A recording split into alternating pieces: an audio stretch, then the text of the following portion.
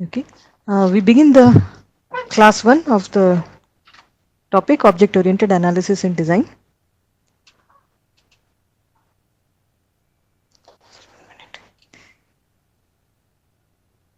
Okay. Essentially today what we will do is we'll try to cover the course policies. We'll look at a quick overview of the whole topic, and then we will sort of look at take a first glance at iterative development and the unified process. Okay. We are mostly concentrating on one textbook, which is the textbook by Craig Larman, Applying UML Patterns and Introduction to Object-Oriented Analysis and Design in the Unified Process. Okay. So the idea is the evaluation components first. So we are going to have 3 quizzes. The usual 15% will be given to them. There will be a mid-semester test, closed book, and then there will be a comprehensive exam. Okay. So when you think of object-oriented analysis and design, or in general any analysis and design, this is of course the most crucial part of any of the technologies. Someone seems to say that he cannot hear or view the video. Hello?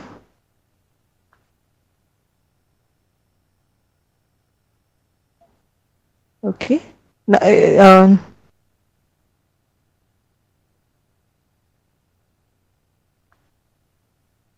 One person seems to say they can't hear me. Am I audible now?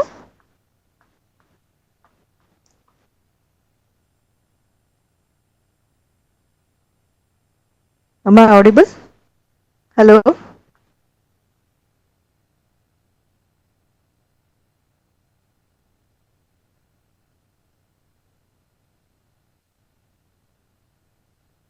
Okay, there seems to be some lag between video and audio and all that. Probably it is normal, I'm not sure. Many others seems to say yes. So I'll continue. Anyway, the recording will be put up so you can, in case you miss something. Okay. And coming back to the topic. So basically the skills are of the nature that it is essential for anyone who is going in for software development. Okay. And this is true at all levels. So it's not like, a programmer has to learn it or something. The entire team has to learn it. And the methods that we'll be discussing are of the nature that, depending on your project, you might want to implement it entirely like this, or you might want to, take parts of it or ideas from it and use it. All the techniques that I'll be covering in this course are well known in the industry and have been used to a certain extent by almost everybody. Some of them by knowing that, these are good practices, or some of them after a bit of experience, you would realize that no, this seems to work better, and they would be using it. So those are the basic things that we will be learning initially, and later on we'll go to some things which are a little more, what shall I say, complex in nature, which would involve, let's say, framework design, some form of architectural analysis, and that will be sort of looking at the whole project in a very different form. Okay, and the idea is the course is sort of meant to be foundational. It's not something that you would say that I have done this. It's going to be I've started looking at it kind of thing. The idea is these are just the best practices or the best principles which I'm showing it to you, or these experts have actually shown it to us, and I'm trying to explain it to you. These are not the only practices which work. In your case, you might take parts of it. So it's a learning process of which we will be taking the first step. That means we try to understand what the experts are saying, where and how do we use these things, is it useful for me, and we'll stop at this course. Remaining part is your challenge. How do you use it? How do you use these principles? Take it for your use. Do you benefit from it? All that will depend on how you take this course forward in your life or in your professional career. Okay. So with this, let's start with looking at some of the things which are going to be discussed or used in this course. So first thing is, we are looking at what is known as UML. Okay. Now all of you must be aware that unified modeling language is some kind of a diagramming notation. Fine. Once you know that it's a diagramming notation, where is this connection between diagramming notation and the object-oriented analysis and design? So the idea is If you learn object oriented analysis in design, and or if you're doing something using objects and relationships among objects, and how do you communicate that to someone else? So basically, okay, I've decided that these are going to be my objects, these are what they're going to do, this is how they're going to interact. It's maybe clear in your mind. But what about the person in front of you? Does the person realize what is going on? Is it very clear to that person? And if you look at the development of the unified process later on, as I'll explain later in this class, you would realize that all these things have to be explained to the customer also.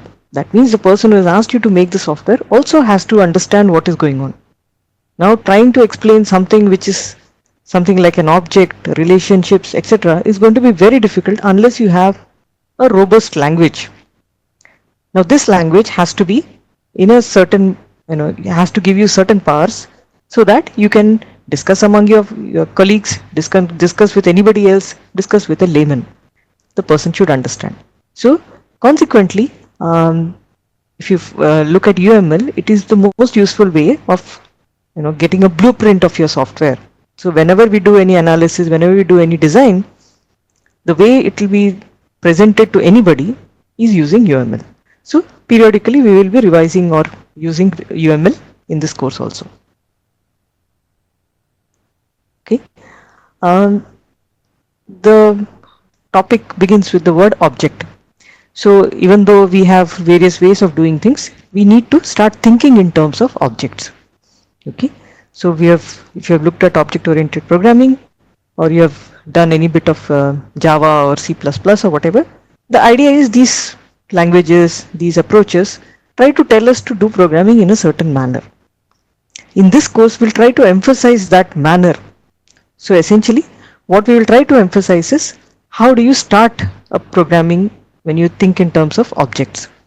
Okay, so your entire software is going to be objects which provide services and have responsibilities. Okay, so when you say something is a service, how do you indicate? How does the service actually impact the design of classes? So there will be very, depending on how you approach these services, you would like to know how the client is going to access these services. What is the actual meaning of encapsulation? Okay, does it help in reusability? What about self-governance? How does it impact the design? Okay, so these are some of the things which once the lectures go underway, we will start looking at in a more more focused manner later. Okay, but the idea is that the entire software that you're planning to write consists of a set of responsibilities.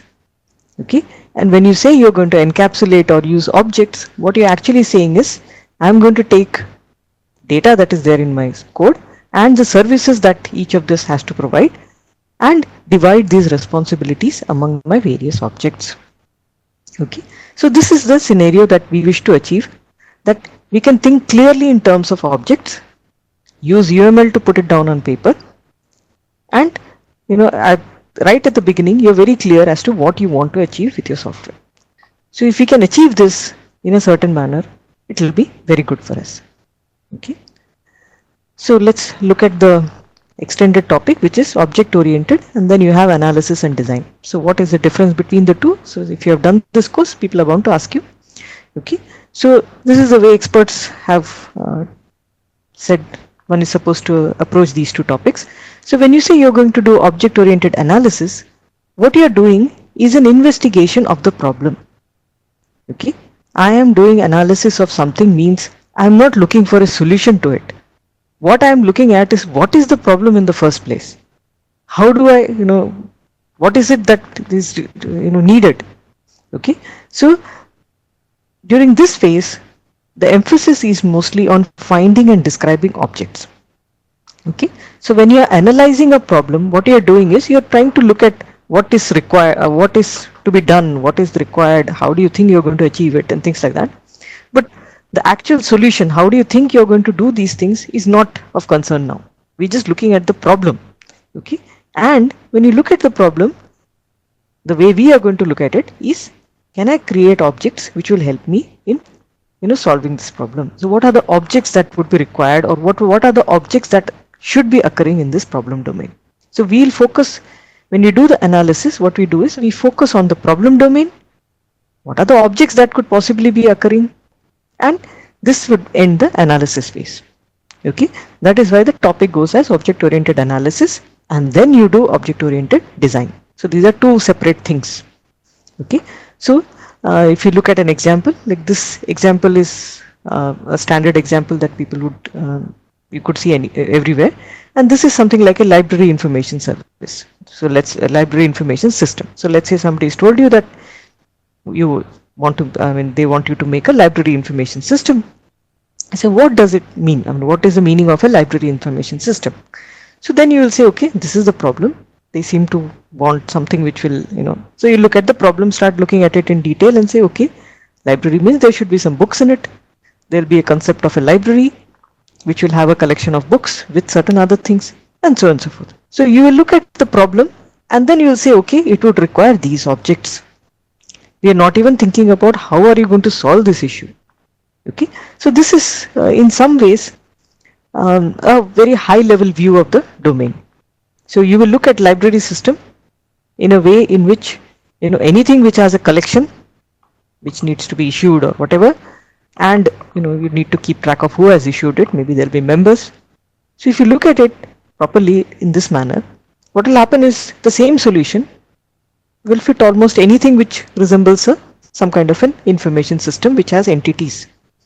Okay, so these are so in this kind of a system, you would end up with something called as domain objects. That means you will end up with a set of objects which are required to solve, to look at the, when you look at the domain, you will see, okay, these seems to be the objects which will be useful to me or will be necessary for me. And these are the entities which constitute my actual domain. So this will end the analysis phase. So when you tell somebody that I'm doing analysis, what you're doing actually is looking at the problem, investigating the problem. You are not looking at the solution in any way. Even though you will be creating objects, making entities and so on and so forth, that's it. You are still not gone into solving of the problem mode. Solving of the problem mode will come when you talk about object oriented design. Okay. Now remember, here you are trying to get a kind of a solution. Now this solution is not going to be a bunch of code. No, we still haven't reached the point where we can start coding. Now we are going to look at some kind of conceptual solution. That means, how do you think those objects that I had identified would collaborate with each other in a manner in which I get the final solution? Okay. So you are now looking at a kind of solution. So the solution would be, when the problem of library information system was given to you, it will be like, okay, if there is a book, I would like to get the title of the books which are present. I would like to get a chapter of the book, so something like a Kindle or whatever, you are able to get some chapter to look at it or something like that. So now you are trying to see how these objects which you have identified, the book object which might have a title object in it, which might have chapter objects in it, and so on and so forth, how can they interact in a manner in which you can give the possible solution? Okay, so now you start thinking in terms of what are the methods that are needed. You have objects. In the objects you'll put in some properties. So they also might constitute, or they might also be objects in themselves. So you might have a book software which will have chapter objects in it, and so on and so forth. Once you've got all these data and everything set up, now you'll say, okay, I want to read a chapter. Who is going to, how do I get down to reading a chapter? So it might be like, okay, you have some kind of a web page from which I will say get chapter, and when I say get chapter, some method is run and a chapter comes to me so that I can read it. So this is how you will start doing the what is known as a design to the system, or you will start designing the solution to the system. So first step, you are going to do the analysis, get all the objects, list them down. Let's say you are happy with all the objects that you've got, and you feel that you've got the entire system down. Then you will think about, okay, now these things have to interact with each other and give me a solution to the problem. Okay, this is the design part. If you look at it clearly, even at the end of this phase, though you have some ideas regarding what are the objects and what are the methods and everything, you still haven't looked at coding. Okay, because after the end of the design phase, you are happy that your entire design is correct, or you're happy with whatever is being shown in your design, is the third phase which will do the programming. So when you have learnt object oriented programming, ideally it should have come after this. Okay, but what happens is, normally it's the easier thing to do. Okay, okay, so there's some question, I'm sorry I kept it up. So the question is, does a property like generalization and specialization considered in the analysis phase? So the idea is, both of these phases are supposed to be at a conceptual level or as general as possible. Okay, you would like to, I mean, if you want to look at, library information system, ideally you would do something which can be used for anything of this nature. That means you have some objects of the kind of books which have sub objects which are kind of chapters, maybe a title, maybe some properties which says who has issued it, and so on and so forth.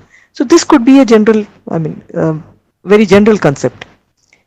You would look at specialization mostly when you try to implement it. So at that time you might feel, I don't want to do it in a really general manner. I would like to do it in a very specific manner because I don't have, I need a specialization. So I can not think of any other way to answer you. Okay. But the idea is, at the end of the design phase, you should be ready with objects that are needed, methods that are needed, and some form of diagram for it. After this, you can hand over to somebody, or you yourself can sit down and implement it in a programming language. So this is where the object-oriented programming should have come. But unfortunately, what happens is, you start with this. Somebody gives you a nice problem, you start programming. Okay, it's all right for a small problem. If you have a very small problem and somebody says write a program for this, you might be able to do it. But for a general project or a big project, it's not possible to do it successfully if you start doing directly programming. Okay, so we are just looking at some of the terms which are involved, and this is some kind of diagrammatic notation for what I've just discussed. So the first step was analysis, which essentially involves just investigation of the problem. Here you can look at it as, do I want to solve this very specific problem? Do you want to do it very generally? Is there something which is similar? Is this or part of it similar to something that I've done before? Everything will come into analysis. So let's say you have done something which involves a web page which gives you some data and so on and so forth. You might say, okay, I know a little bit about that part of the analysis. Will it fit this one? Okay, so if it fits that and you feel you are very comfortable or you are in a good position to implement that, then you would still say, okay, let me include that also in the analysis. Okay, though the person may not have asked for it, but you would say, okay, it looks nice if you have a general solution of this kind. So here at the end of the analysis, what you will have in your hand would be something like concepts or objects that are occurring in the problem. So in the problems you would have books, you would have various things, and you would have a bunch of those in your hand. You say, okay, I have looked at the problem, investigated it thoroughly, I have these things in my hand. Now I have to look in terms of what will be the logical solution or what will be the possible solution for this. Okay, in which case you look at each of these objects and say, what is the data or what do you think I want to put in it? Okay, so when I look at the book object, I can think of several things which I have to put in it. I'll probably have something called as a title, I'll have an author, I'll have various things. The direct data, it also will be clear because you will say, okay, nobody is going to, the book is of no use in a software unless you can actually search for it. So you say, okay, if you have to search for a book, how do you search for a book? You search for a book using a title, you search for a book using a, author, you search for a book, something. So you put in all those things. So now you started looking at a possible solution to this problem. Okay, those things you will put in, and then you say, who is the one who is going to show me the chapter? So I want to read chapter wise. I want chapter 1. So where will this method reside? So you start thinking more in terms of the responsibilities of what they are going to do. So the book object might have something which says print. Okay, Uh, so this is the design part, and then of course you go into the construction of the code. If you have done the design properly, what it will involve is just 1:1 translation. You will just make the book class which has these methods that you have decided. You will have this data which you have already decided on. Okay, and that will be in a object oriented programming language. Okay, so basically this would be the three steps which one needs to do to find a solution to a software problem that is given to us. Okay, we need to look at some more things. So let's look at some of the other issues involved when we want to do even something as simple as analysis, design, and final programming.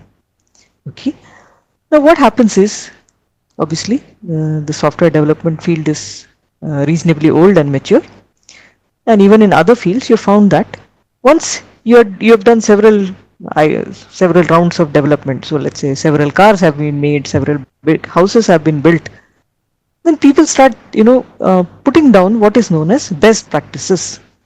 Okay, so these are design solutions which have worked for people. So if you go to, I think, most of the houses, you would have a certain what shall I say, setups over there. So you will have all the plumbing being done in a certain manner, electrical connections being done in a certain manner. So even if you tell that person, no, I don't want the bathroom on this side, I want it on the other side, he'll say no, it's not possible, it has to be here. Why? Because these solutions have come over the years, and these people know that if you want to optimize on, let's say, the cost of the house, if you want to optimize on the maintenance of the house later, it is better to have it in this manner. So it is always better to have the minimum amount of holes being dug or whatever for electricity holes or something like that. So a similar concept started getting applied to the software development process also. Okay, so so if you look at the other fields, what would they do? They would take up sort of diagrams and say, okay, these are the best possible ways to construct a house, or basically this would be the best way in which you minimize the cost of plumbing, and they would print it as a possible solution for building a house, something like that. Similarly, in the software field, people started looking at various groupings of the class with certain responsibilities and interfaces between them. Okay, once you have a groupings of the class, and then you could look at what could provide solutions to a specific problem. Okay, so if you have a problem in which you're going to have a web page, and if you're going to have a database, you're going to have some kind of a what shall I say, logic that is going behind it, then people would say use something of this nature. Keep the viewing part separate, you keep the model part separate, database part separate, and program with these interfaces. So this would be what an expert would tell you. So if you're sitting in a group or you're sitting in a company and you're trying to make this software, somebody would tell you it is better to do like this, and it works. Okay, fortunately for us, we don't have to always depend on some person telling us this or giving us this help, but you can look at what is known as design patterns. So these are overall design patterns that people have used successfully, actually have given, they have been so successful that people have actually given names to them, and they have all been compiled together and put nicely for us.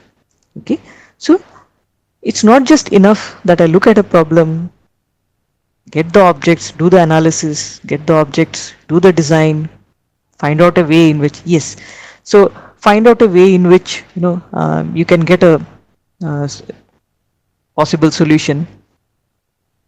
You might find one solution, but then why waste all the knowledge that has been gained by others who have done problems like this? Okay, your viewpoint might be of a very specific kind of a problem, but this might be something which is similar to a large bunch of problems. So if you approach it in a manner in which you can service a large class of problems, what will happen is the next problem that comes to you, it's easy for you to do if you have done a reasonably understood what kind of solutions work for such problems. Okay, so these have been put together in what is known as a bunch of design patterns. A variation to this is what is known as a framework. So you have this MVC framework and other frameworks which have also come up. These are even better because they allow you to start programming immediately. Okay. In some ways, this, what shall I say, um, help you in avoiding doing analysis and design. But ideally, one should not avoid those things. Just because you have a nice framework in front of you, you can start putting in code and getting a solution out of it. Though, of course, if you are in a hurry and nothing else works, it's good to use one of these standard frameworks. Okay. And of course, if you're working somewhere and they insist on, no, you have to use this framework, just put code here, there's nothing you can do. Okay. But in an ideal world where you have sufficient time and you want to do a solution which you understand and is the best possible, then you need to follow exactly some of the principles that we are going through. So design pattern is something that some experts would have put together for us, good for us to learn. We may never encounter such things, but if an expert is telling us that he has encountered and this has worked, it's a good way of learning to develop nice software. Okay. Okay. So what are the other things that are involved? So I've sort of covered analysis, design, object orientation, and some of the topics. But there are some of the other things which are involved before you even start doing these things. So like design patterns, if you have some knowledge of certain design patterns, or have a knowledge of certain frameworks which have worked for other cases, it's much easier for you to think about, let's say, when you do the analysis itself, you would be say, okay, does this resemble that one? So in case it is resembling a standard design pattern, can I sort of use a framework which has been set up for this? Okay. So it's nice to have a better understanding of the problem in terms of some standards which are put together. Okay. But then there are several other things which are additionally involved before we jump into any of these things. So first of which, a few of the topics which are of relevance to us is what I will cover now, and then we'll go ahead and. So this class is meant to be some kind of an overview kind of a thing. We are going to do everything in great detail across many lectures, and during those lectures you will sort of come across some more topics. But I have tried to put in whatever is, what shall I say, the very basics of every topic if possible. Okay. So of course the main aspect is that you're starting to do design and all that, but the assumption of course is that you have done a good requirement analysis. Okay. When you did programming when you were in a class, the teacher would give you a specific problem. It would be well written. The teacher knows that there's going to be a good solution to it. Everything is fine, and then it is handed over to you. In a real world, obviously that will not happen. Mainly because the person who's asking you to make the software is not familiar with the entire, what shall I say, the software process as such. He might be doing it by hand. He doesn't even realize what he's actually doing, because when you do something by hand, there are several things which you would have done which you will not put into words. As a software developer, when you go and discuss with that person, you would realize that sometimes you do realize that this person is not even telling me about such things, so many things. Does he not realize that he has to tell me about it? But in many cases, you not even that person will not be aware that he has to tell you about it, and you may not know the what shall I say, the problem well enough to sort of ask him those questions. Okay. So this requirement analysis is also what shall I say, even before we start any of these things, it's an essential thing. Okay. So one of the questions that has come up is, are we going to learn design patterns in this course? We will try to look at a few design patterns, not as a, what shall I say, a complete survey of design patterns kind of a thing, but something which are useful. The other question which has come is, which chapters of the book are covered in this lecture? The handout actually says the chapter numbers. The chapters are quite small, and I think we've gone down to 33 chapters. The idea is, these are, what shall I say, good ideas that have been presented in this field. So we do need to go through most of these ideas and try to look at various depths in various things. Okay. The next question, of course, is are we going to do UML implementation? There is going to be a bit of UML diagrams, etc., because there is no other way in which you can tell me a design I mean, if it was a programming course, it's fine, you write code for me. But then if it is a design course, how do you tell me your answer? Okay. Um, is this PPT on the Tuxila site? I think it will be uploaded maybe immediately after the class. I think the principle is that if I finish so many slides, I'm supposed to upload only that many. I do not know how many I will finish in this. There are a large number of slides. Okay. Um, okay. Now I've been told to stop recording for the first part of the break. I will take a 5-minute break and then we will continue with the class. So basically, we were looking at different aspects of object-oriented analysis and design. And what we said was, before all this begins, you definitely do need to have what is known as a robust requirement analysis, which has already been done. Okay. We will look at some of the aspects regarding how do you ensure a robust requirement analysis has been done or not.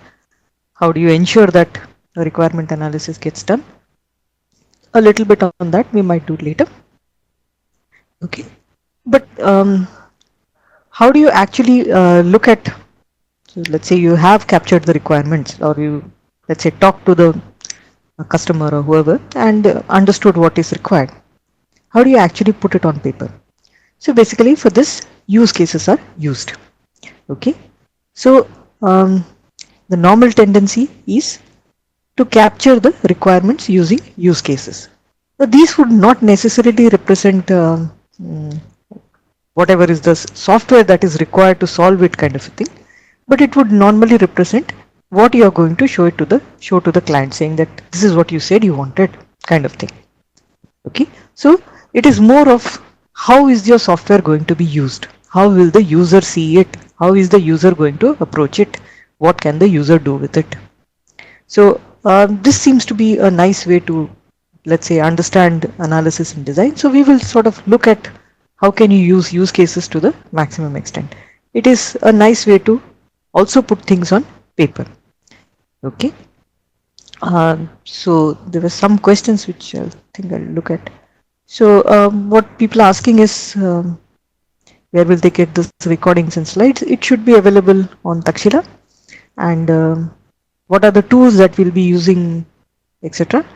In case you have, what shall I say, access to any tools, it's nice to look at various tools for this.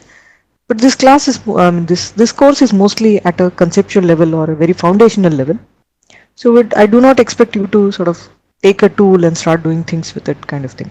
It's better to understand it well, make things clear in your mind that these are the things which are required. See, what normally happens is we are given a problem which is reasonably simple. You can even think, I mean, if you're good at programming, you can even start visualizing the solution in terms of code. You'll say, okay, I need these things and it'll work like this and this is going to happen. But we are not necessarily going to always be dealing with such things. I mean, it's not going to be always that someone gives us a nice problem statement. In which case, what happens? Are we prepared for that? Are we prepared to understand a problem well? I mean, do we realize that the problem statement that has been given to us by somebody who understands the problem is very different from a problem statement being given, I mean, a problem being mentioned to us by, let's say, a layman. A layman might say, you know, I want this. He has no understanding of what does it mean, what does he actually require. I mean, it could happen to such an extent because the person is used to doing something by hand or doing something using paper, and he feels, okay, just translate exactly what I'm doing on paper in a software. But a software is meant to do something a little differently, let's say. And that person has not even mentioned several things which he was doing on paper. So we are mostly trying to concentrate on a conceptual understanding. At the end of this course, you should be able to look at any problem and look at the various steps that are needed to reach a certain part in the what should I say, phase in that software development. Your job might be from that point onwards, but you still understand what has actually gone through before it has reached to you as a nice fixed problem. Code this kind of thing. Okay, so you sort of should get an understanding of what the process is before you even start coding. It's possible that you as a programmer never need to go and take requirement analysis from somebody. But the fact that somebody has actually taken it The fact that this process occurs is something that would be nice for everybody to understand. And the fact that, of course, if you realize that there seems to be something missing in this, and you can raise those questions, it might help the software that you're actually developing. Even though you're just a programmer, you would realize something is missing. How come this aspect has not been covered at all, or is somebody else doing this aspect? Okay, so this course is mainly a foundational course so that you understand the entire process. A person's job might be a very limited one. Person might just be sitting down writing down use cases, but somebody else looking at those use cases should realize that what is he trying to show me. He is going to show me the user point of view. He is definitely not showing me what should be the software like. He is definitely not going to give me how should the application perform. Definitely not. He is going to show me what is the user face of it. Okay, so an understanding of such things do help in a good software development process. Okay, so this is the, what shall I say, principle or the idea behind this course. That means you understand the entire process, what are the various aspects, what are the good policies, and so on and so forth. Okay, so we will try to look at use cases in little more detail, though it is something that everybody can understand, everybody can write. Writing a really effective use case is the first step. You should be able to understand how to do it well. Okay, so requirement analysis, though we assume it has been done, if you feel obvious gaps in it, you should be able to go back and get those gaps filled before you start programming. Okay, so there are some other terms which will occur as we go along this course, and maybe in this lecture itself I would like to sort of begin and let's start to understand what are those things that are involved. So the first of which is what is known as a iterative process. Okay, one understand iterations. There's a first iteration, second iteration, third iteration, and so on and so forth. But what does it mean in terms of an actual project? Okay, so the idea is if you're doing something iteratively, you would have an entire project which consists of a certain set of mini projects. Okay, now these mini projects are not something like a part 1, part 2, part 3, but it is essentially same activities which will go through. But at the end of each of these mini projects, a certain set is built up. When you go to the next one, what happens? You're going to build on top of that. Okay, so it's not only iterative that we are looking at, we are also looking at evolutionary or incremental. So the software that we ideally want to develop, or the kind of software that we are going to discuss, the processes that we are going to discuss, are going to focus on an iterative development where the project consists of various mini projects which are evolutionary or incremental in nature. Okay, this is unlike other models. So you might be familiar with various models where what you are expected to do is you are expected to finish the first phase, then you go to the second phase, then you go to the third phase, fourth phase, software done, deliver. So these are the kind of model or the kind of workflows that we are going to discuss here are very different from those kind of models. Something which these are not going to be something like the waterfall model. Okay, so what are they? What do they constitute? So essentially they come under what is known as agile approach. Okay, so agile means you are going to have what is known as a very light approach to software development rather than a very rigid one. So if I say requirement analysis has taken place, it's like written on stone. It's like done. I will never do requirement analysis for this project again. That is the way some kind of rigid approaches work. It's like once you have finished requirement analysis, there is absolutely no question of looking at the requirements again. It is sort of a contract, you have finished it kind of thing. That is not the kind of approach that we are looking at. The kind of approaches that we are going to deal with are what is known as agile. They help in, they are, what shall I say, flexible, and they help you in sort of making things, developing things in a light manner rather than a very rigid manner. Those of you who have ever done requirement analysis know for sure that there is no question of finishing requirement analysis. It's an ongoing process. You go back to the client again, the person will give you some more requirements. There's absolutely no way in which any of these things can be made rigid, and people have realized over time that the very rigid approach does not work. So people try to put in this agility, This agile is part of, we will come to a little more details about the agile part later. Okay. So let's look at what else is required. So we have looked at some of the topics which will be of concern to us, and we said we are going to use an agile approach. This is in context of the unified process. So we will be using the unified process as a agile approach that we want. Okay. Basically, because even though we are doing, the object-oriented analysis and design, we do require what is known as a development process to follow. Okay, this is another concept. So when you say there is a development process, the simplest one, of course, was what is known as the waterfall approach. In which case, what you did was you had very rigid boundaries. You finish one part, then you went to the second part. The thing told you that once you finish this, you hand it over to somebody else who will do the second part, hand it over to somebody else who will do the third part, and that's it. We do not want to follow that approach because that has been found to be pretty badly off when it comes to the actual implementation, or the software finally that is delivered is definitely not what is the best possible.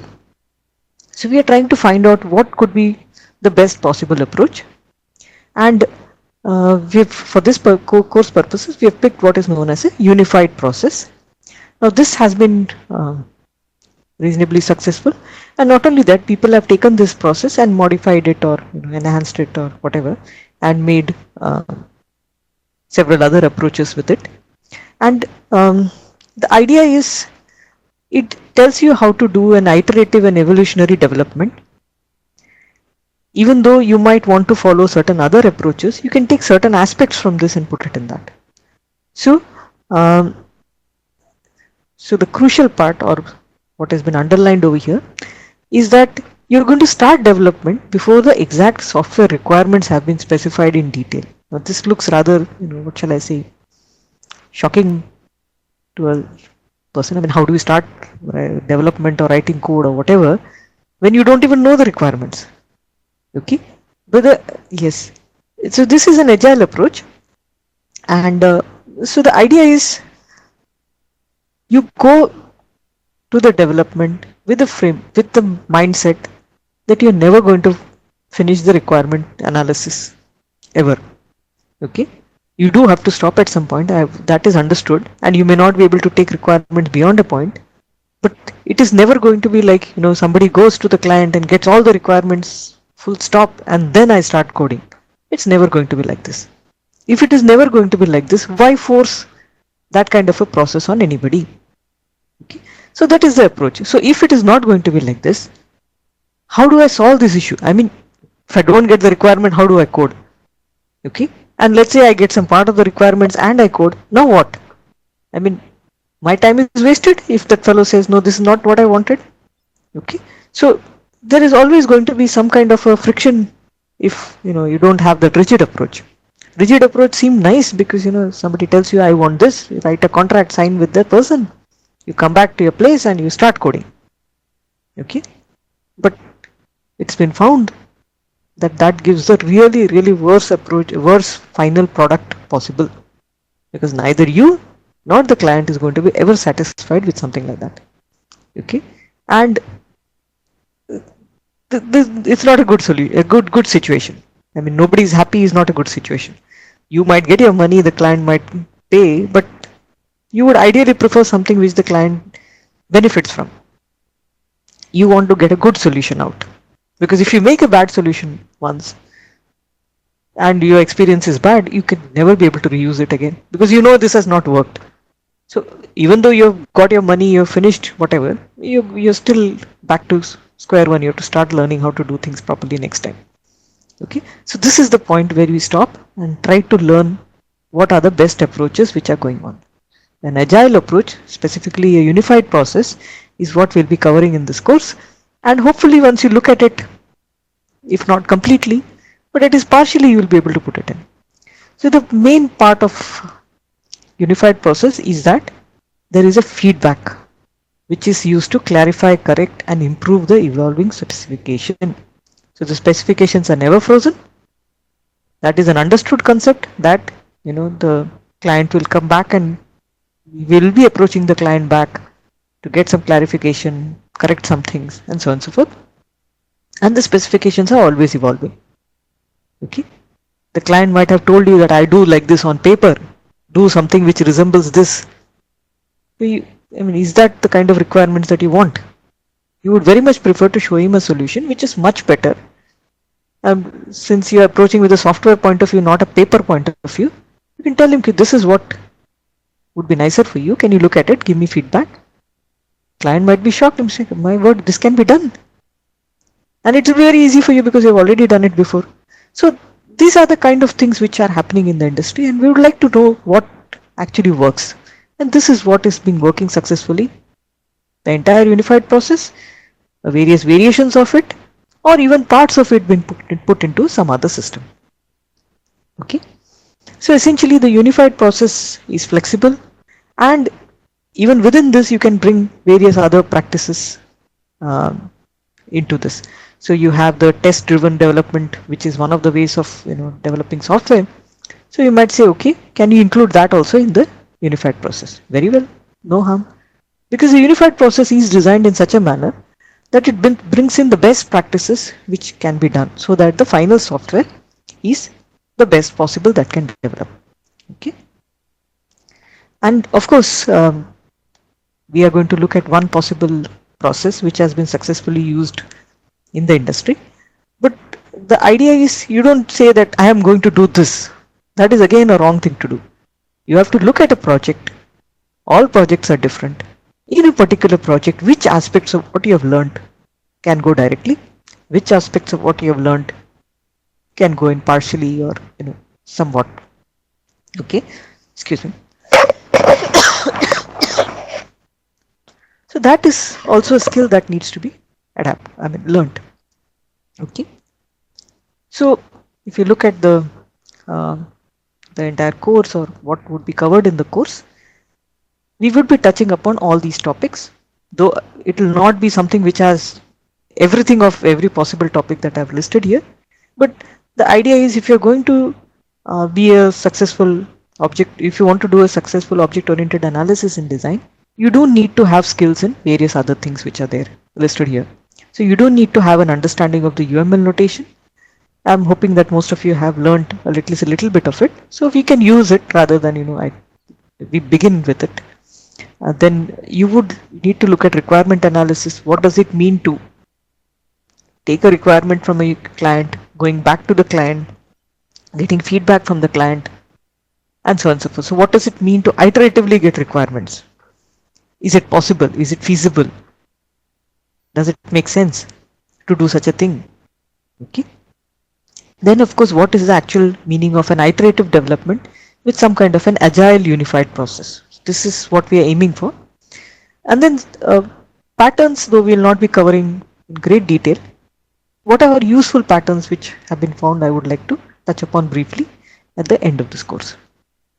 Okay, so the idea is all these things come together when you make a successful software, and we would like to learn how to do it. Okay, the idea is that the rushing to code methodology usually does not work for anything more complex than a one-line problem given by a teacher in an exam. Anywhere that you want to do proper software development, you should have certain other abilities. Some of the abilities I've already listed. So something like assigning responsibilities to objects. You start by actually assigning responsibilities, breaking it down in terms of methods, clarifying that, okay, are the responsibilities properly divided? Is data and methods encapsulated properly? If you do this thoroughly, what will happen is the final solution would be such that you will be happy with it. You'll be able to reuse it mostly. Okay, and then if the design is correct, or you feel that the design has come out nicely, implementation is a trivial job. Okay, that anybody can do. But if the design is faulty, there's nothing an implementer can do. So you will see, if you look at software, or at least software which is made by someone who has not thought about the design aspects, it will be completely hacked. That means you would have begun with something, then you would have put methods here, you would have put breaking through methods here, you would have shared data, you would do all kinds of things. But that is because there has been some kind of rushing to code approach. Never do that. Okay. So I am hoping that this course will tell you that, there is no need to rush to code. Do the steps that we have, or at least we are going to look at in this course. Even for a little while, if you sit down and do the analysis, investigate the problem, find what's of the system, what is needed, what are the objects. Once you finish the analysis, you go to the design part. You look at how can I possibly solve this? How is of the system doing the right thing? How do you put methods in it? Okay, you still don't do implementation. You do implementation once these two aspects are finished and you have a nice set of objects and all their uh, interactions ready with you. Okay, so I'm hoping that by the end of this course you would be familiar with these two things which need to be done. Once you're familiar with it, you can obviously go to anybody or you sit down and code. Programming is the most simplest of things to do once the problem is properly specified. A teacher, when the teacher has given you the problem statement, the teacher has actually looked at it and said, okay, this can be solved and this can be solved in this much time. Nobody is going to do that to you in the real world. Okay, so you might be required to actually look at the analysis and the design part and estimate what will be the cost. That is also another aspect to the final programming. Okay, so that sort of was the, what shall I say, introduction to the various terms which are going to occur. Obviously there are many more things which will occur in this course, but what I want to do now is to start with the iterative development and the unified process. This is the first step to it. Okay, so when you look at a unified process, this has sort of emerged as what is known as a effective software development process. It is a process. Okay, so people have said that it works well, people have modified it, people have made various iterations of it, taken aspects of it, put it into some other methodologies, various things have been done. We are going to look at the unified process as is. Okay, of course the idea is, for a given problem, this might work, parts of it might work, something else might work with some ideas from here. You should be open to all three. Okay, but I'm hoping this will provide you a good idea of what is actually working in various software development fields. Okay, so the critical idea here is what is known as iterative development. So iterative development here means you're going to successively enlarge and refine a system. Okay, so as you go through iteration number 1, 2, 3, whatever, as you go to larger and larger iteration number, your system would be successfully enlarged. That means more things have been put in it, and it might have been refined in a certain manner. So what was done in a very crude manner at the beginning would now be in a more refined or in a faster or an efficient manner. Okay, so when you look at, so there's a question here which asked, which says what is difference between agile and the unified process. Agile is a methodology where, or it's a mindset where you think in terms of something which is flexible, so agility. Okay, whereas unified process is one of the ways in which you can implement this agility. Okay, so the idea is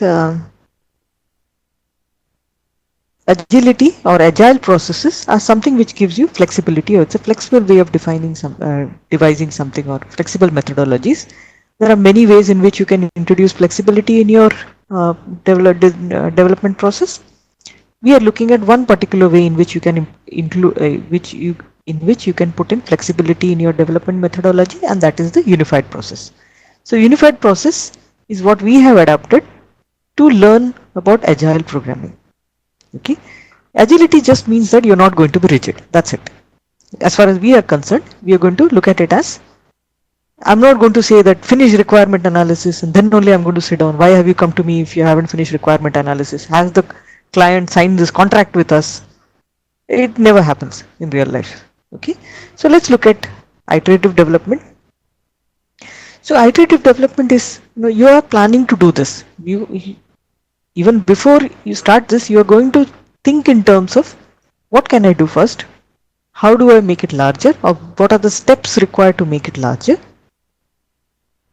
At each point, I will go back, get feedback. and adapt that feedback or modify my software. Okay, and as I go along, the system will also be refined. Okay, so it's not like, I've decided this is going to be my objects in this, I'm never going to change it. No, it's not going to be like that. Excuse me.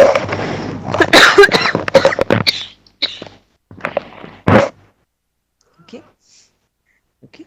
So now if you're going to do that, each of the iterations would need to have requirement analysis, would require to have some kind of design, and would require implementation. Okay, seems like too much to do. Multiple number of times requirement analysis, multiple number of times design, and multiple number of times implementation. But this is what the unified process is asking for. So let's go ahead and find out how is it practical, because people seem to be successfully using it. The other aspect that is required is that each of the iterations has to be time boxed. You all who must have developed software or been part of teams which develop software must realize that nothing ends in time. You're making something and it's like overshooting the budget, overshooting the time, overshooting everything. So here, not only the entire process has to be fixed in time, you need to have iterations which are time boxed. It seems like asking for too much, but let's look at what does it mean to have time boxing and what does it mean to have iterations. Okay, so of course we've gone through this. So why do you need a new methodology, or what was the old methodology that we feel is not suitable for us and not always feasible? So the idea was the older methodology was what is known as a process oriented methodology. That means people thought of this whole thing as a process. Okay, somebody gets requirements, first part of the process done, next part of the process something, third part of the process, fourth part, that's it, and at the end the product will come out. It was like some kind of a, what shall I say, mechanical conveyor belt kind of a thing. I mean, software development is hardly similar to that. Okay, this kind of approach did not allow for any kind of flexibility.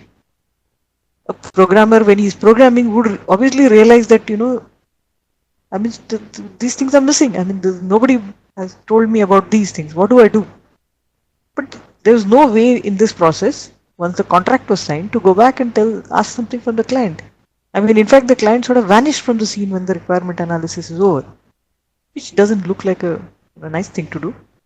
And the programmer is stuck, doesn't know what to do, so he'll do some hack, or he'll do something such that, the product comes out at the end. Okay. So we do not want, I mean, this was the kind of approach which people seem to feel would work. So it was not flexible, no adaptation possible.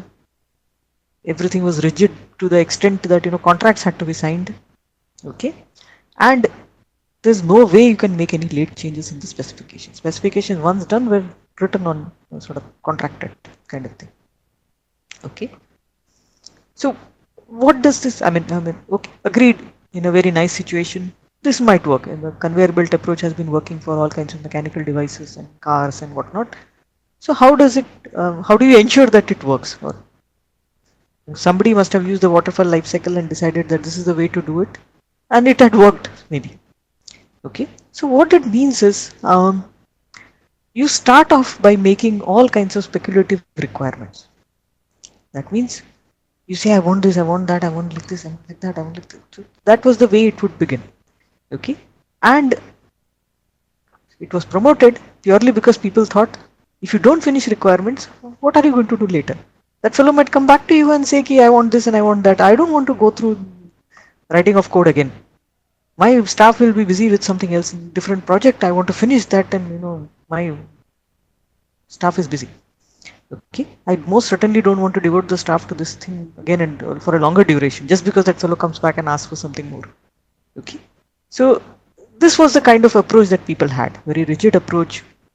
People would protect themselves before signing the contract by putting in all kinds of things and do all kinds of speculative requirements. The management felt that no, we have to finish it in time, and once you give the contract, I'm not going to allow you to touch it, kind of thing. And of course, even if you look at the kind of things which I've just talked about in such approaches, the failure rates would be quite high. Yeah, they are quite high. Most of the software that is developed, no one is happy with. What can we do? I mean, the client would feel cheated. The developer would say, "You told me this." It's neither's fault, but somehow this was happening. Okay. So the key false assumptions in the case of waterfall-like models is that specifications are predictable and stable and can be correctly defined at the start. They might be predictable and stable, but how can a person right at the beginning tell you what he wants as a what shall I say, GUI? The fellow has never looked at a GUI before. So that was the kind of assumptions that we made. Okay, and one knows that change is constant in software projects, and that was never taken care of. Okay, so let's go back to the approach that we would prefer to use or we would prefer to learn in this course, and that is what is known as iterative and evolutionary development. So the idea is you get down to programming as early as possible, make a partial system, and repeat this thing in cycles. Seems sort of a bit shocking. I mean, it's like I don't even have the entire requirements. I'm going to start programming. So the idea is you're supposed to do what is known as a short, quick development steps. These have to be quick in the sense that you don't waste too much time on it. You might make a solution which is a pre-existing solution for something else, modify it, show it. You're not going to give the entire solution at that point. You're just going to show. So if you sort of are going to make something which involves a GUI, make a rough GUI or use some other GUI, modify it quickly, show it to the person saying this is what you want, this is the kind of thing that you would like to have. Immediately you will get the feedback. Once you get the feedback and the person says, no, why have you put buttons all over this place, and I don't want it like this, or I want it like that, or I cannot possibly deal with drop down menus, give me buttons, something like that. So the person will tell you that no, I don't want anything like this, I want something which will have buttons. You adapt your software. So you say, no, now I realize what he wants. He's not a general software user, he's a person who is not, what shall I say, very familiar with using of software. He would prefer to have large buttons, even though they may not look as good or the output may not look as posh. Okay. So the idea is you've gone back to the person, you made something, go back to the person, adapt what that person has said, and then you go ahead. Your time is not wasted in the sense that you would have given him a very rough and this solution. Maybe there's nothing at the back end also, but you would have gotten a feedback which will help you in actual development. Now you know for sure that you have to minimize anything which involves reading and doing. It has to be visual. Okay. So like in the example that I've mentioned, it could happen in anything else that is a requirement that the person may not even have an idea of what he should be telling you. Going back to him for feedback means that, okay, the moment he sees that, he knows, I should have told him this, I don't want something like this. Okay. And this has been found to be very successful. Okay. And productivity rate also is higher, even though the fact remains that you have to do multiple iterations of programming. People prefer to do it rather than have a large thing given to you and start to end, and then you realize so many things are missing in it. Requirements are not complete, this is not complete, that is not complete, how do I do this, how do I do that, and defects are minimized. Okay. So so the idea is or this is the ideal situation for the process, iterative process like this. So the idea is if you have some kind of a final solution that you're aiming for, the initial iterations or the earlier iterations would be giving you a solution which might be slightly off from it. But as you go along various iterations, at some point you will find that the system would converge towards most appropriate requirement. Or most of the aspects of the system have already converged, and now what you're doing is really minor, just making it a little more posh, little more polished, little more user friendly, and things like that. So doing this iteration based or multiple programming requirements means that it iteratively converges to the thing that you really feel is the ideal solution. Okay. So this is what we are trying to aim for in this course, or trying to understand.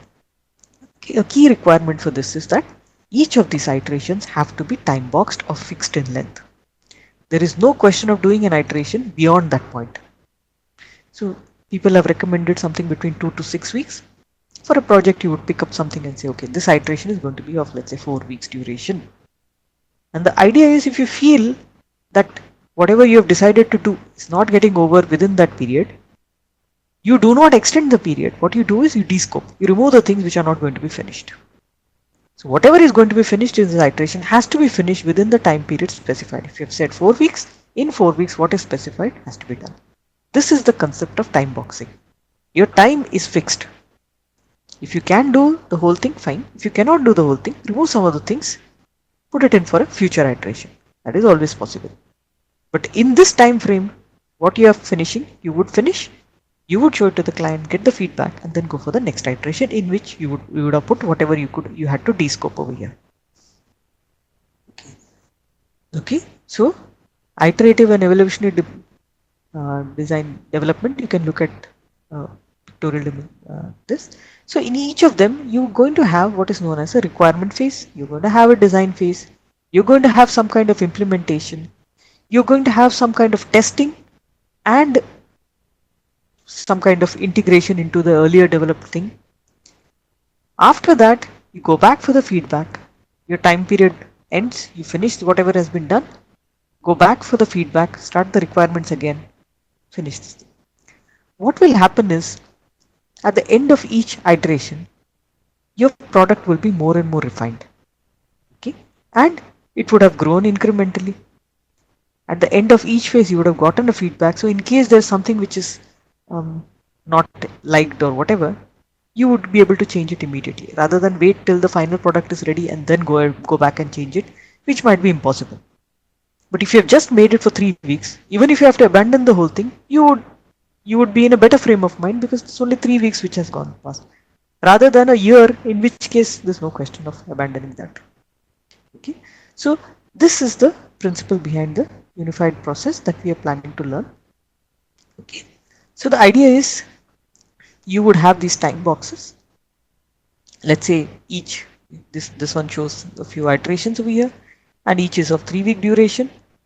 For these 3-week duration, you would actually plan like this. So you would say, you would start with a meeting which clarifies the whatever are the goals of this iteration, this particular iteration that you have started, which is the team which is involved, do some kind of requirement analysis, UML diagrams if required, coding is started.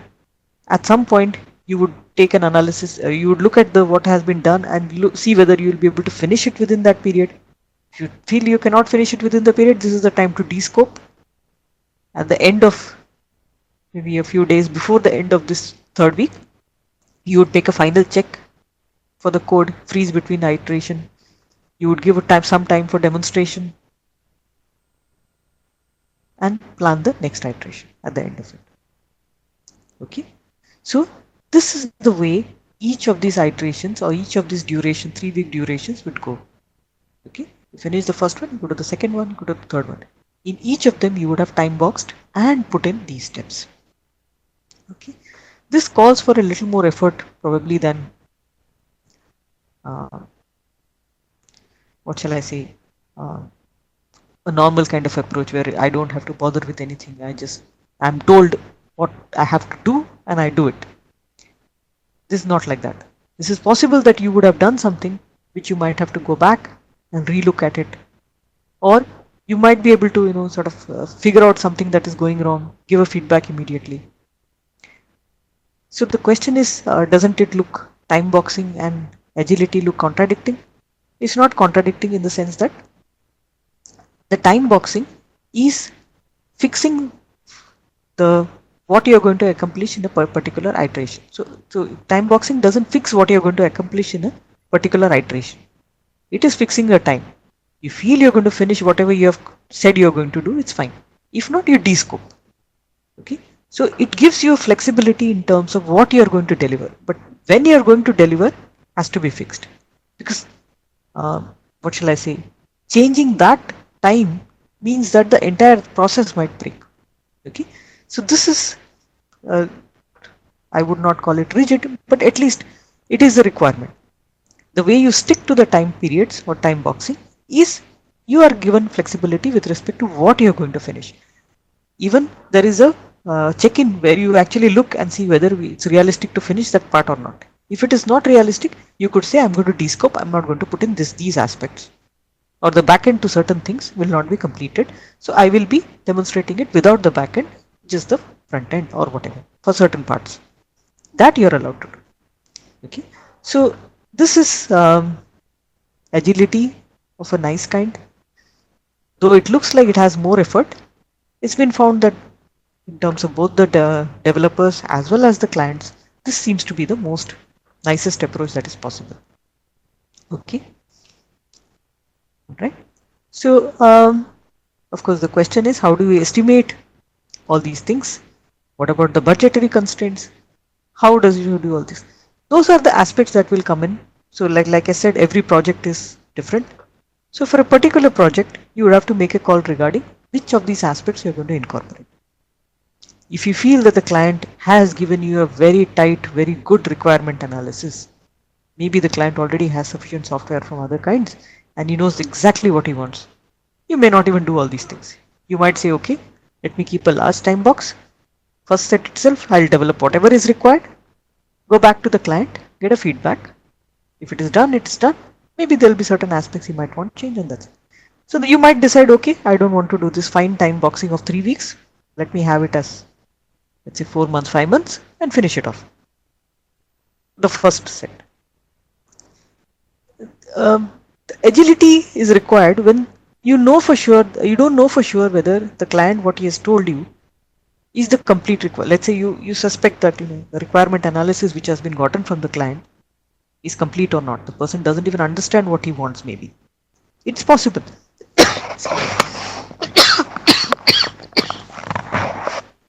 It is possible that a person who is not familiar with software might tell you some things which he himself doesn't understand. You might want to go back to him and tell him, is this looking better? If I offer you something like this, would it solve your purposes? But you have to go back to him within a certain time period. If you don't go back within, let's say, 2 weeks or 3 weeks or whatever, you can't go back after 6 months and do these things. The time boxing is to make a call regarding what you're going to achieve, what should be the duration in which you go back to the client and what you're going to go back to the client with. Okay. Now this has to be agreed upon by probably the client also as well as the developers also.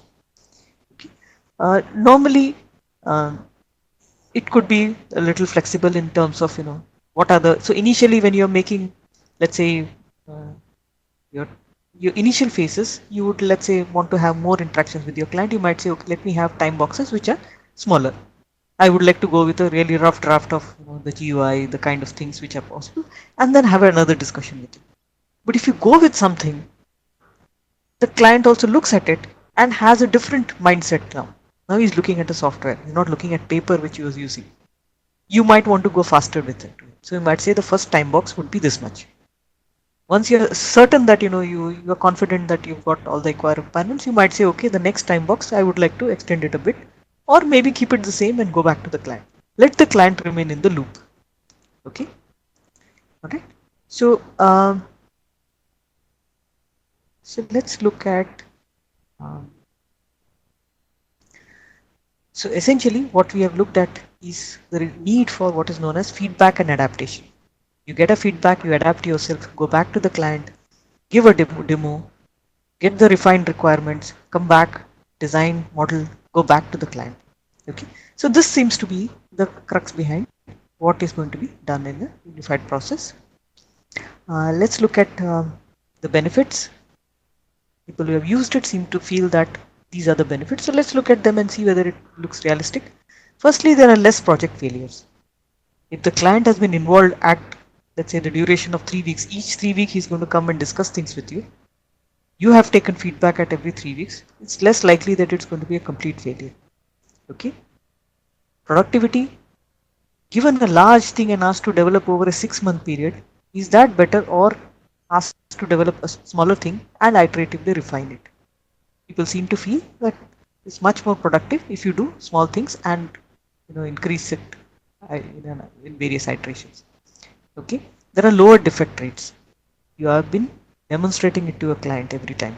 In case the client feels something is missing, he had told about this particular case to be done in a certain manner and it's not there, he's going to point out within 3 weeks of your development. you'll be able to go back and correct it immediately. Rather than at the end of 3 years or whatever, 1 year or 2 years, at that time, if even if the person points out to you, you're definitely going to go back and hack it rather than develop it nicely. But here you have a possibility of detecting the errors immediately. Okay. The approach should be that, the high risk things, the things which mean a lot to the client, are dealt with at the beginning itself. Okay. Then of course you have what is known as a visible progress. The client sees at the end of 3 weeks, he comes and sees, okay, this has been done, this has been done. You can imagine the involvement of the client rather than something where he gives the requirements and he comes after 2 years. You're going to come back and show something which he is not even familiar with or may not work as he thought it should be doing. Okay, so here there is a user engagement. You are going to adapt anything that the user might say. Okay, and there's nothing like what is known as an analysis paralysis, or very long complex steps writing down everything in great detail. You understand that it is an iteration, might have to abandon an iteration. It's a cost that you're willing to take for the fact that you are getting feedback. Your software is something which the client is involved with. Okay. Okay.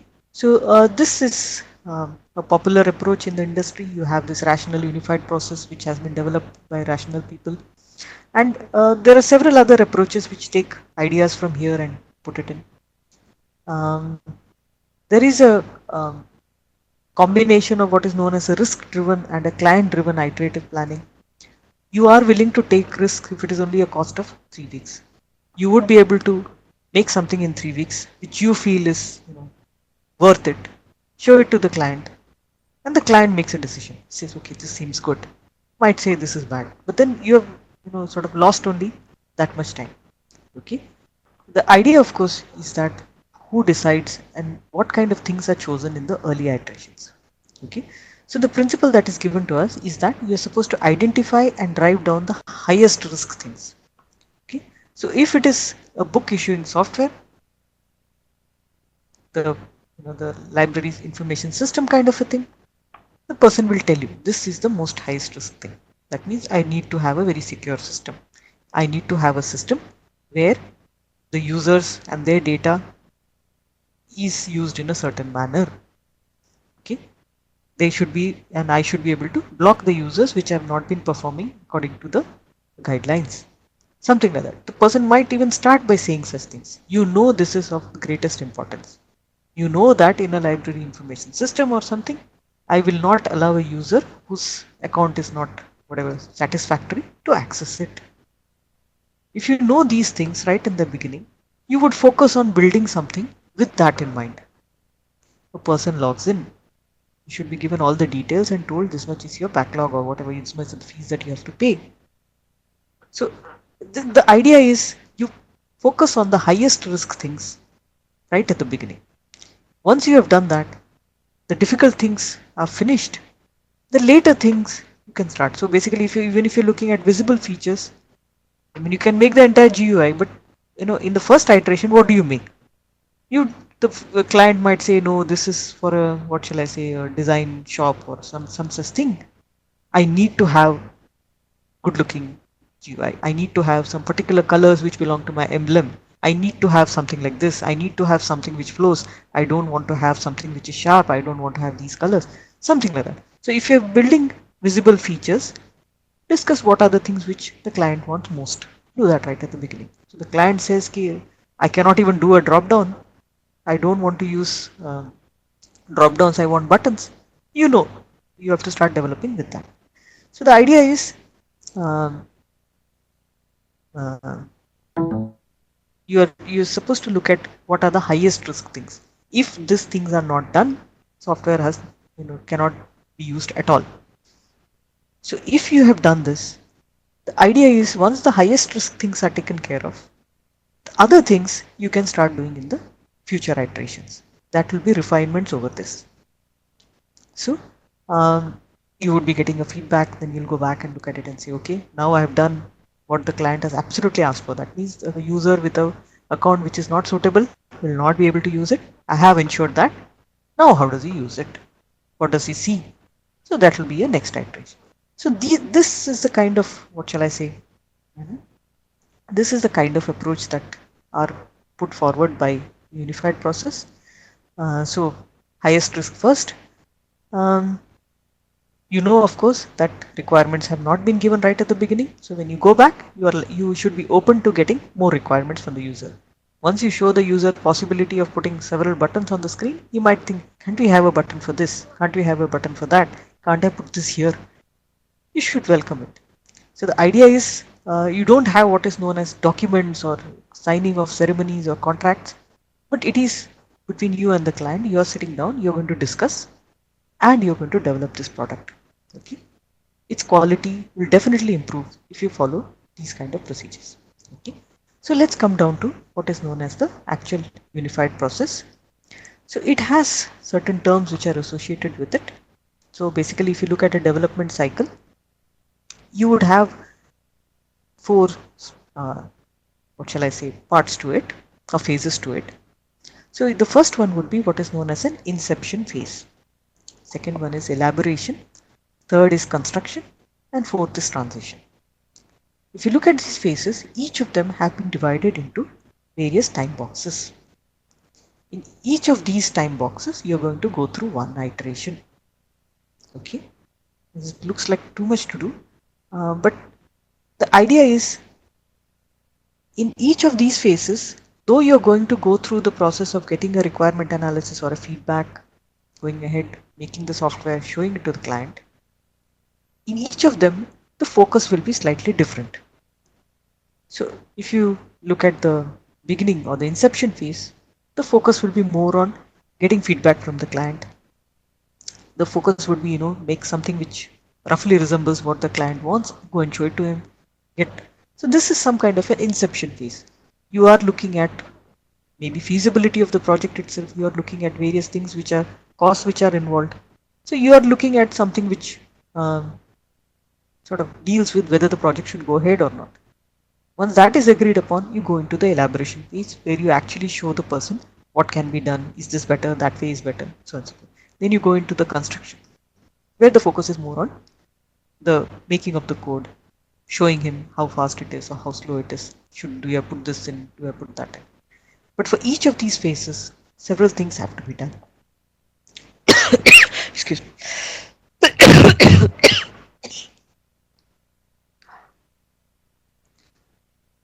Okay. And each of this ends with some kind of a milestone.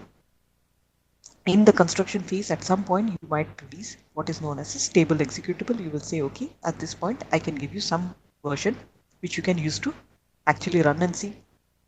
And as you go towards the end, you would find that the difference between releases would be of a nature which is not significant. That means they have already converged to the final product. Okay, so this is how one sees the unified process progressing. Agile methods we have looked at. So they usually encourage you to have time-boxed, iterative, and evolutionary development. We are just trying to put it into the framework of the unified process. Okay, we are going to look at rapid and flexible response to change.